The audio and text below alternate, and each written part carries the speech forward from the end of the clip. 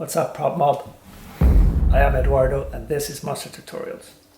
In the last video, the last tutorial that I did, it was about antiquing paper, right? And making paper look vintage. And I wanted to show that paper in some sort of context, right? So I created the scene right here to show the paper, the vintage paper, you know, kind of in like the setting where it would be if you were setting up, you know, like a scene. And I used this as the introduction to the tutorial. Well, as soon as I published it, I started getting a lot of messages and people were asking like, okay, that was a cool scene. How did you do it? What's on the scene? Can we look at it slowly and all that stuff? And I thought that would make a perfect video. So that's what we're going to do today. Let's talk about this guy right here. So if you didn't see that video before, it's the one that I released before this one, but here's what the intro looked like.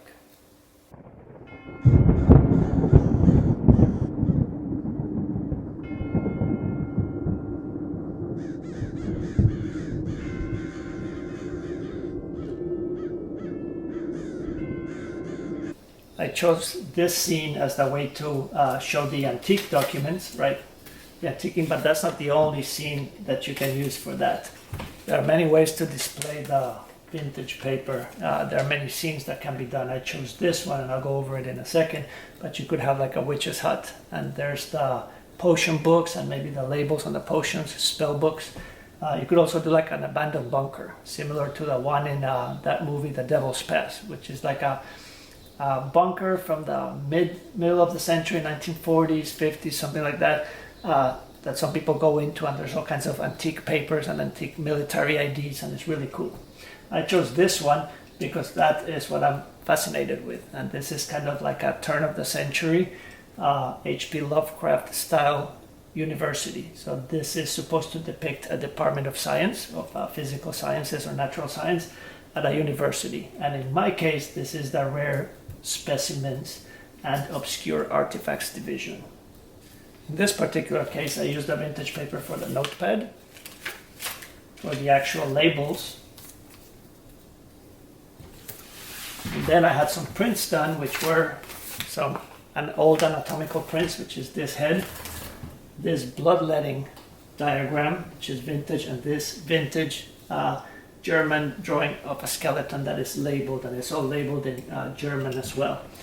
I also did the university diploma, which used a Mardi Gras doubloon, a piece of ribbon, and then my name on a vintage looking diploma, and it's to add to the details of the scene. I tried to be as detailed as possible because it's those details that help you suspend your disbelief, to make it look a little bit more real, like it's a real science department, a real rare specimens, and it's the desk of a scientist.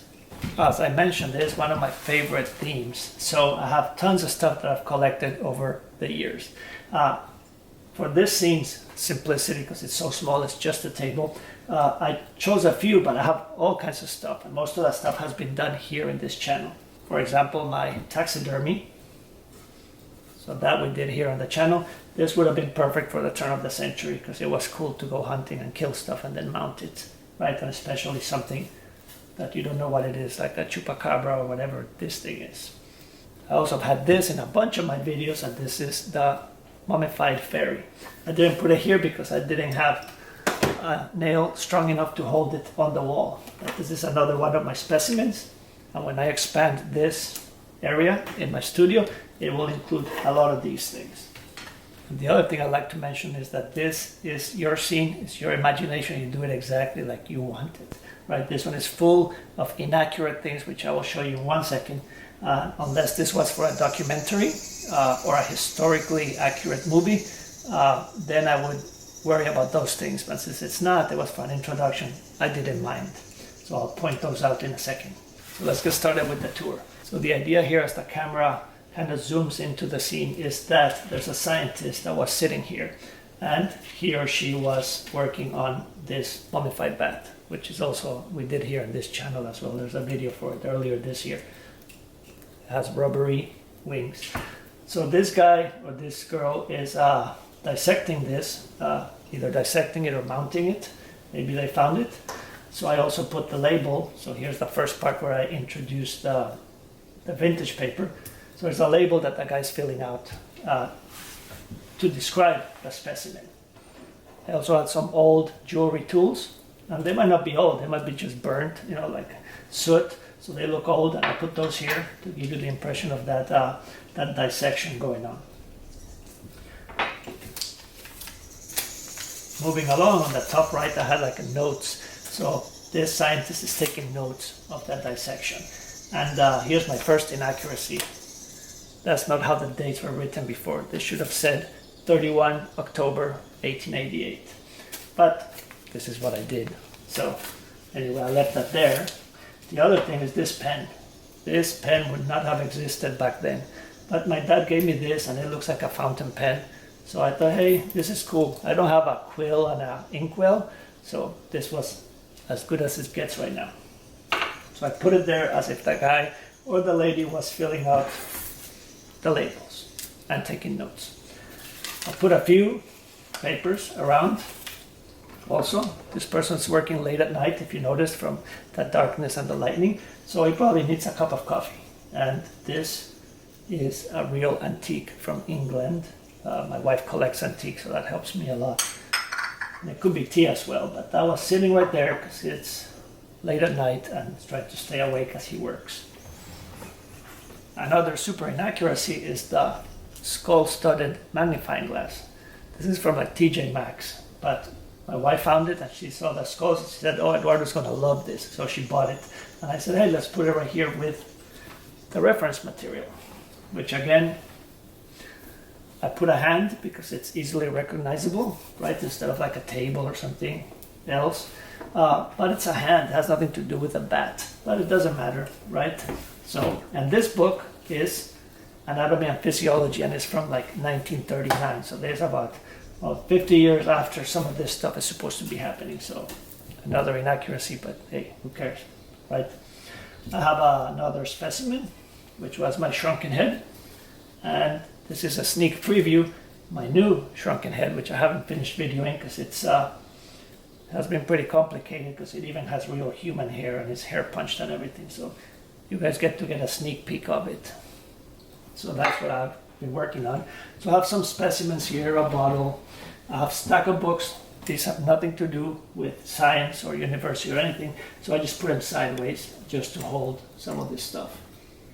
Glass sphere from Wish app for $3. Why not? And the famous jar of ice. This one we did here on the channel too is pretty cool. And there's a seal there. It's supposed to be like a biohazard, and the seal's broken, right? And the guy's looking at you. So I put those there. And the last thing is over here. My Silence of the Lambs inspired Death's Head moth. And we did this earlier this year. And I already sold this to somebody. And you haven't received it yet because I needed it for this video. Okay, so it's coming. Thank you for being patient. This is on the way out soon.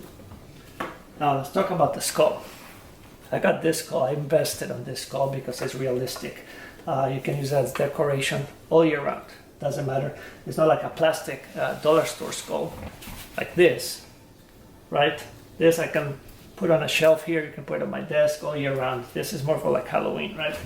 So I wanted to have something realistic, and also because there is a great reference for sculpting, for drawing, and for a master skull to make other props. So if I want to make other props, this is a perfect example. It has where the spinal cord goes in, that's where the veins and arteries coming out, has the nasal passages, the jaw is, what do you call it, articulated, even has the slits where the optic nerve goes, and the ears, right? So I wanted to have something realistic, and like I said, it was an investment, but not really. It was kind of like $30. Most of them are like $50. There's a link below if you want one of these. So I wanted to have a realistic skull, and that's why I bought this one, and it made it to the scene because this fits perfectly in every scene, and during and off Halloween it doesn't matter because of its realism. And the most famous element in the scene, which gets the most comments on every picture on Instagram, is this thing right here. Some people asked if I made this. I didn't. This is awesome. This was just a lucky find. This is from Cracker Barrel, which is a restaurant here in the United States that has like a gift shop at the entrance, and it has like seasonal stuff. And then last Halloween, somewhere like mid-October, I stopped there to eat, and they had this guy on clearance, and I bought it immediately. And it's just plastic, but it's like really well made. The skulls almost look realistic. It's battery powered, and it lights up. And I thought, yeah, it's pretty cool. I mean, I don't know if this would have been in the turn of the century, but I think it matches the theme perfectly. So that made it here. I mentioned the details, these visual details here help the suspension of disbelief. And that is true. And there's direct visuals, which is the bat. You can see the bat, but there's indirect as well. If you notice, there was lightning in the intro, and that was done with this thing. So this thing I got at the grocery store during Halloween, and it's like really crappy. It makes the worst sound. I mean, I don't use this for regular Halloween. Instead, what I do is I have one of my kids hold it when I need lightning. So it makes very annoying sounds. I covered the speaker with tape, but right, so you have lightning. The sound is terrible. So this wouldn't have helped suspend your disbelief of anything about this. So what I do is when I videoed it and I had the light on it, right, as a lightning. God, those sounds are terrible. So I muted the scene, and instead I added a track with thunder. I added a track with howling wind, and I added a track with crows, but the crows, I turned the volume really down so it sounds like they're way out in the distance. This way you're seeing the direct visual details, the indirect ones like the flashing lightning, and then I'm also doing the ears as well, the hearing with different sounds that I added to the scene. Now, if I wanted this to be like a found footage type thing to add even more realism, I would have given it a filter, like a black and white filter with grain, something like this.